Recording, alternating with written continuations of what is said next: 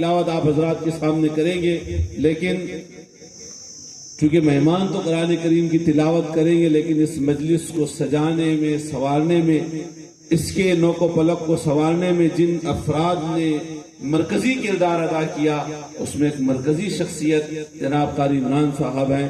तो ऐसा न हो कि कारी साहब की तिलावत हम न सुने।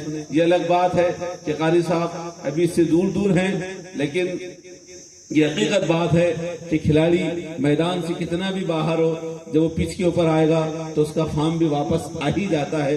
कारी इमरान साहब से मैं बड़ी मुअद्दबाना दरख्वास्त करूंगा कि इन अशार के साथ ये अशार भी सुन लें, चूंकि सारे हालात सबके इल्म में हैं, लेकिन चूंकि कुछ शख्सियतें ऐसी होती हैं कि मैं कह सकता हूँ अहमद फराज के अल्फाज में कि मेरे तन के जख्म नगिन अभी, मेरी आंख में अभी नूर है, मेरे बाजुओं पे निगाह कर जो गुरूर था वो गुरूर है, अभी रज़्मगाह के दरमियां है मेरा नशा खुला हुआ, अभी ताज़ा दम है मेरा फरस नए मारकों पे तुला हुआ।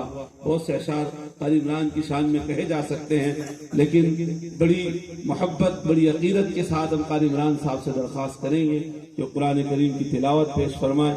ये वो कारी है जिसने पूरे मुल्क में इस गांव के नाम को रोशन किया।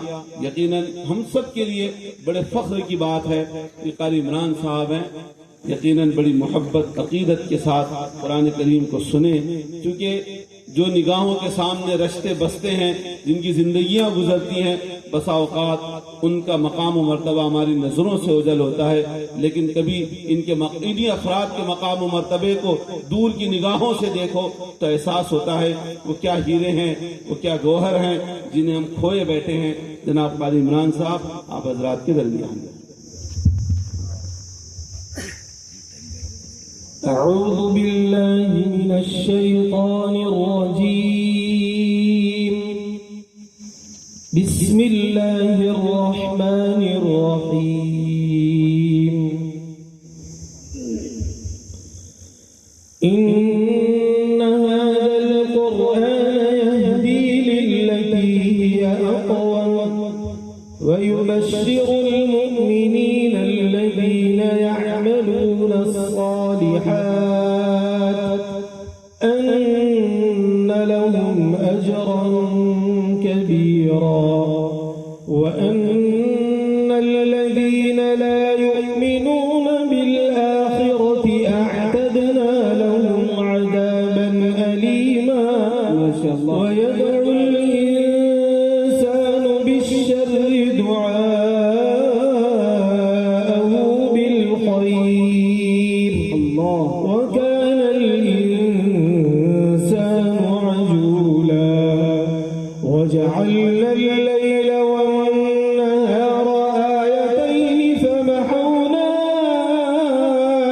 آية الليل وجعلنا آية النهار مبصرة لتبتغوا فضلا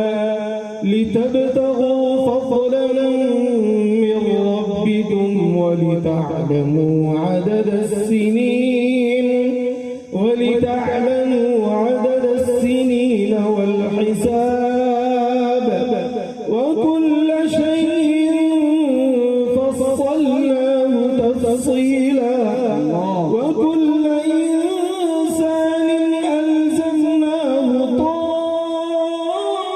طائره في عنقه ونخرج له يوم القيامة كتابا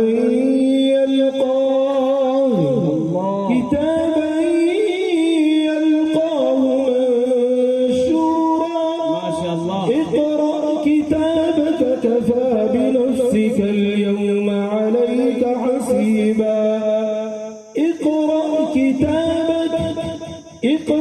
كتابك كفى بنفسك اليوم عليك حسيبا من اهتدى فإنما يهتدي لنفسه ومن ضل فإنما يضل عليها ولا تزر وازرة وزر أخرى وما كنا معذبين حتى نبعث بعث رسولا ما شاء الله. وإذا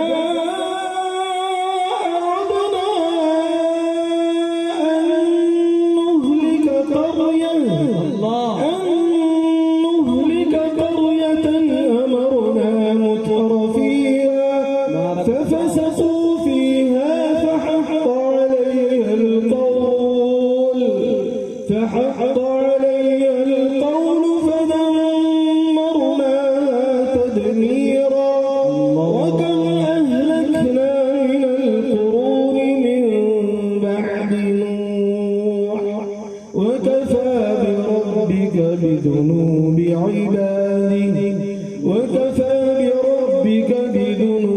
عباده خبيرا بصيرا. ما شاء الله. بسم الله الرحمن الرحيم.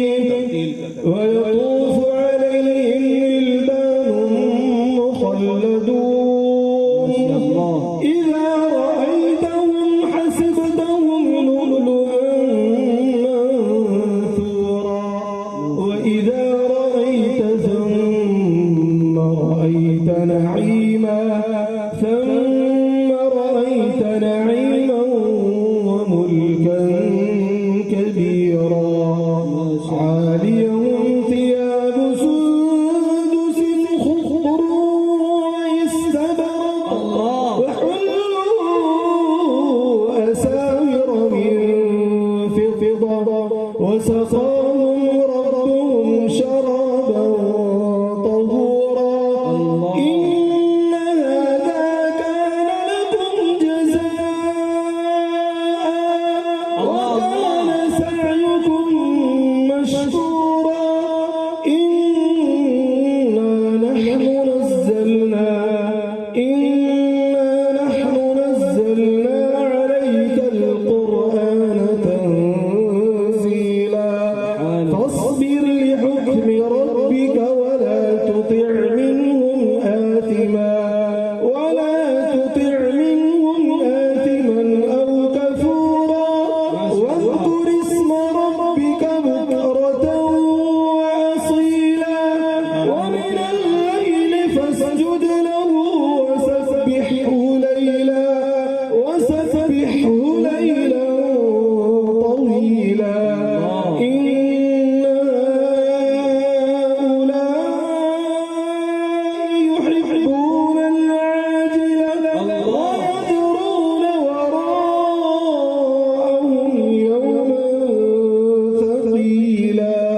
صدق الله مولانا العظيم. يا صاحب القرآن दो तीन आयतों ذلك فضل الله عليك